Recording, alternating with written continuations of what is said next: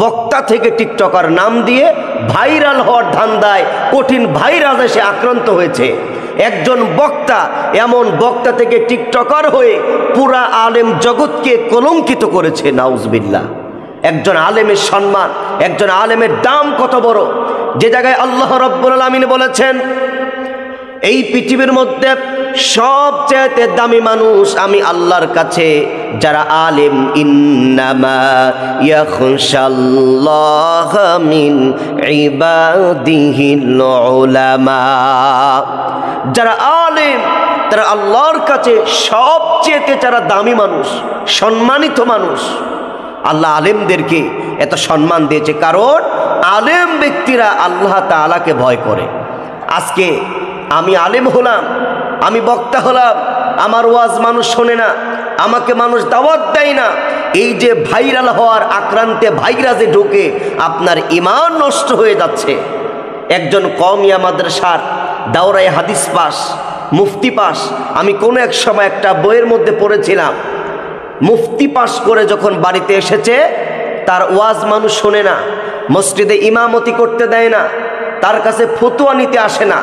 তখন এই ব্যক্তি করলেন কি, যে আপনার হঠাৎ করে একদিন মসজিদে দাঁড়িয়ে বলছে, সম্মানিত হাজিরিন, আমি অমুক দাওরায়ে হাদিস মাস থেকে, আমি অমুক মাদ্রাসা থেকে মুফতি পাস করে এসেছি, আমি আপনাদের কাছে ফতোয়া দিচ্ছি যে মসুরের ডাল খাওয়া হারাম। এই যে হাসছেন আপনারা, আমরা সচরাচর প্রত্যেক দিন প্রায় সপ্তাহে 1-2 দিন মসুরের ডাউল আমরা খেয়ে থাকি। এখন একজন মুফতি পাস করে এসেছে কিন্তু মানুষ তার ওয়াজ শোনে না, উনি ফতোয়া দিচ্ছে যে মশারির ডাউল খাওয়া হারাম। এখন এলাকার মধ্যে সমালোচনা শুরু হয়ে গেল।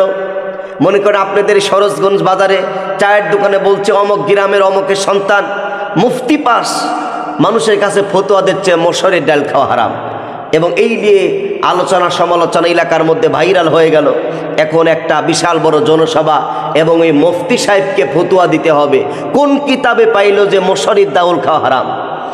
এখন সমস্ত মানুষ যখন একরত্ব হয়েছে তখন জিজ্ঞাসা করলো, হুজুর আপনি তো মুফতি পাস করেছেন, যে আপনি বলছেন যে মশারির ডাউল খাওয়া হারাম, এটা কোন কিতাবে, কোন হাদিসে, কত নাম্বার পৃষ্ঠা আছে আপনি দেখা দেন। এবার ডাক দিয়ে বলতেছেন, মাননীয় সম্মানিত ব্যক্তিবর্গ, আজকে আপনারা এতগুলি মানুষ আমাকে চেনেন, আগে চিনতেন না। আমি মুফতি পাস করে এসেছি, আমাকে মসজিদের সামনে নামাজের জন্য ইমামতিতে দেয় না, আমার ওয়াজ মানুষ শোনে না, আমাকে সম্মান করে না। আমি যে মুফতি পাস করেছি এলাকার মানুষ জানেও না। আসলেই মশারির ডাউল খাওয়া হালাল। আমি এই কথাটা বলেছি, আমার এটা ভুল হয়ে গিয়েছে। আমি বলার কারণ মানুষ জানে না যে আমি মুফতি। আজকে এমনই হয়েছে সমাজের মধ্যে, এই যে ওমর ফারুক আল আজমি নামে আমরা যতটুক শুনেছি নাকি পূর্বেই তিনি বলেছে যে আমি ভাইরাল হয়ে আবার ভালো হয়ে যাব। এখন যদি মনে করি যে আমি জিনা করব, আমি জিনা করার পরে আমি আগেই বলতেছি আল্লাহ, জিনা করে আমি আল্লাহর কাছে ক্ষমা চাইব, আল্লাহ কি ক্ষমা করবে? কারণ আপনি জিনা করার পূর্বেই তো আপনি ভালো হওয়ার কথা ছিল। আপনি অজান্তে ভুলে শয়তানের অসসায় পড়ে আপনি জিনা করছেন, ভুল করেছেন, গুনাহ করেছেন, ওইটা আল্লাহ তাআলার কাছে আপনি ক্ষমা চাইবেন। কিন্তু আপনি পূর্বেই যে আপনি এরকম করে বলছেন যে আল্লাহ আমি গুনাহ করে ক্ষমা চাবো না, আগে সুদের টাকা কামাই করে নিয়ে 20 লাখ টাকা বানালাম, তারপর আল্লাহর কাছে ক্ষমা চাইলাম, তা কি হবে? সম্মানিত ভাইয়েরা আমার, এই যে সুদের টাকা আগে লাগালেন, এই 10 লক্ষ টাকার মালিক হলেন, হওয়ার পরে যা আপনি খাইলেন, আপনার রক্ত, গোস্ত, মাংস সব কিছু হারাম। আপনি যতই তাওবা করেন না কেন, আপনি যত ইবাদত করবেন, সকল ইবাদত আপনার নষ্ট হয়ে যাবে, আল্লাহর দরবারে কবুল হবে না। সম্মানিত ভাইয়েরা আমার, এরকম করে বক্তা থেকে টিকটকার ওমর ফারুক আল আজমি এখন নেড়াটেরা হয়ে আবার তওবা করে সমাজের মানুষের কাছে বলছে আমার ভুল হয়ে গিয়েছে, শয়তানের অসসায় পরে এই কাজগুলো আমি করেছিলাম, আমি আবার ওয়াজ করতে চাই। বাংলার মানুষ চিনত না এই যে ভাইরাল হওয়ার দান্দাই ভাইরাস ঢুকে একজন আলেম মানুষ মানুষের কাছে কলঙ্কিত করলো পুরা আলেম সমাজকে। আলেমরা এমনই হয়, বক্তা যদি দাওয়াত না পায় এমন করে ভাইরাল হয়, এমনকি সমালোচিত হলো। এই জন্য আল্লাহর রসুল, আল্লাহর পয়গম্বর বিশ্ব নবীজি আমার এই জন্য বলেছে, প্রতিটি ইবাদতের মাধ্যমে ইন্নামাল আমালু বিন্নিয়াত, আপনার যদি নিয়ত যদি সহি শুদ্ধ যদি না থাকে, তাহলে আপনার সে আমল আল্লাহর দরবারে কবুল হবে না। আপনি একজন আলেম হলেন, আলেম হওয়ার পরে যদি বন্ধুরে আমার আল্লাহকে খুশি করবার জন্য যদি আলেম যদি না হন, কিয়ামতের ময়দানে মুসিবতের সময় আপনার মতন আলেমকে আগে জাহান্নামের মধ্যে দেওয়া হবে। এবার আসুন, দুনিয়ার মধ্যে থেকে, এই পৃথিবীর মধ্যে থেকে যত মানুষ দুনিয়াতে ছিল, ওই জাহান্নামে সর্বপ্রথম কোন ব্যক্তিকে জাহান্নামে দেওয়া হবে? আমরা তো জানি জান্নাতের 8টি দরজা আছে।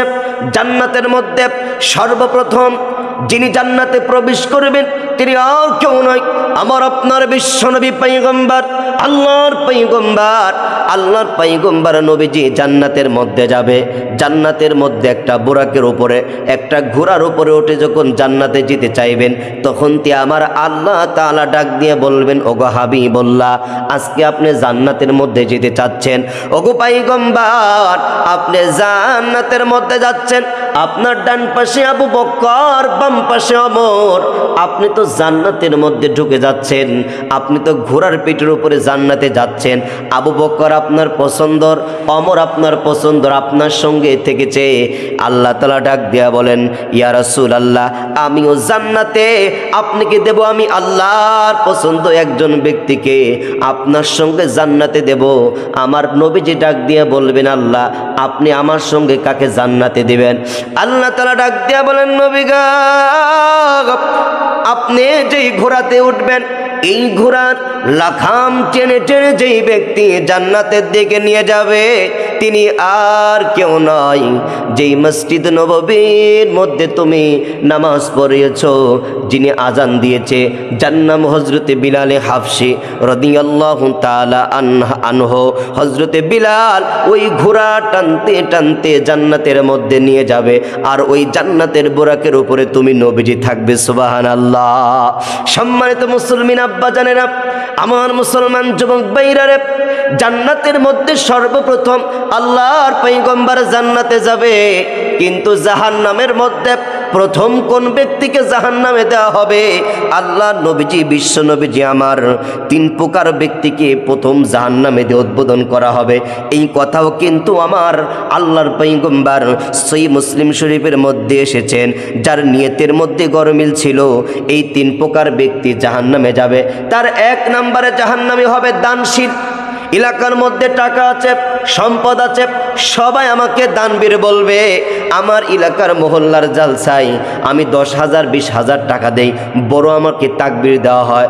আমার তাকবীরটা যদি খাটো হয়, আমি হুজুরের কাছে আবার করে বলে দেই, হুজুর আমার নামটা বলা হয় নাই, আবার বারবার বলে দেই। মানুষকে দেখানোর জন্য যদি আমরা সমাজের মধ্যে যদি মসজিদ মাদ্রাসা ইসলামের কাজে ব্যয় করার জন্য দান করে থাকি, মানুষকে খুশি করার জন্য, এই মানুষকে খুশি করার জন্য যারা দান করবে, এই ব্যক্তিরা জাহান্নামের দিকে যাবে। এই ব্যক্তিরা বলবে, আল্লাহ সমাজের মধ্যে আমি খুব ভালো ব্যক্তি ছিলাম, আপনার নামের মসজিদ বানিয়েছি, আপনার বন্ধুর নামে কোরআনের মাদ্রাসা করেছি, দ্বীনি প্রতিষ্ঠানের কাজ করেছি। আমার আল্লাহ রাব্বুল আলামিন ডাক দিয়ে বলবেন, দুনিয়ার মধ্যে তোমার অর্থ ছিল, টাকা ছিল, দান করেছো, সমাজের কাজ করেছো, এই কাজ করা কি হচ্ছে? তুমি মানুষকে দেখানোর জন্য, আমি আল্লাহকে দেখানোর জন্য তুমি কাজ করো নাই, এই জন্যই তোমাকে আজকে জাহান্নামে দেওয়া হচ্ছে। 2 নম্বরে শহীদ। ইসলাম বিজয়ের জন্য যারা শহীদ হবে, তাদের কোনো, যারা শহীদ তারা মৃত না, তারা জীবিত। কোরআনুল কারীমে আমার আল্লাহ রাব্বুল আলামিন সুন্দর করে জানিয়ে দিয়েছেন, যারা শহীদ হবেন তারা হচ্ছে জীবিত, তাদেরকে তোমরা মৃত বলবা না। ওয়ালা তাহসাবান্নাল্লাযীনা কুতিলু ফি সাবিলিল্লাহি আমওয়াত বাল আহইয়াউন ইনদা রাব্বিহিম ইউরযাকুন।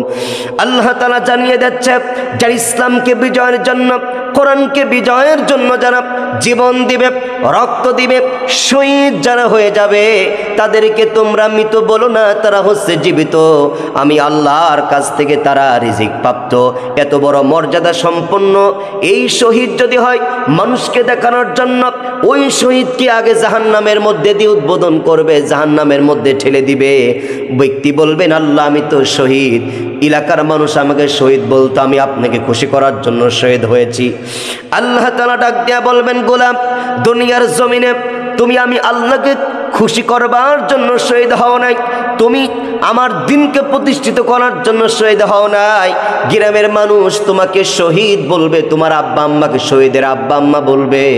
এলাকার মানুষ তোমাকে স্ট্যাচার বানাবে, তোমার নামে মূর্তি বানাবে, অমুক শহীদ দাঁড়িয়ে আছে, তোমার নাম বছরের পর বছর স্মরণে অক্ষরে লেখা থাকবে। মানুষ তোমাকে শহীদ বলেছে, তুমিও দুনিয়াতে শহীদ হয়েছো মানুষকে খুশি করবার জন্য, মানুষের কাছে নাম রাখার জন্য। আজ আমি আল্লাহর দরবারে তোমার কোন শহীদের বিনিময় আমি আল্লাহ থেকে কিছু পাবা না। এবার আসবেন তৃতীয় নম্বরে যেই ব্যক্তি, তিনি হচ্ছে আলেম।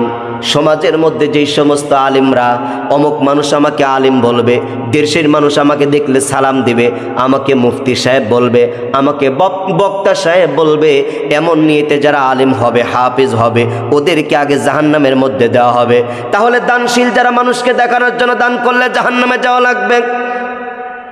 দুনিয়ার মানুষকে খুশি করবার জন্য শহীদ হলে তাদেরকে জাহান্নামে দেওয়া হবে। দুনিয়ার মানুষ যে দুনিয়ার অর্থ সম্পদের জন্য, দুনিয়ায় ধর্ম ব্যবসায়ী করার জন্য যারা আলেম হবে তাদেরকেও জাহান্নামে দেওয়া হবে।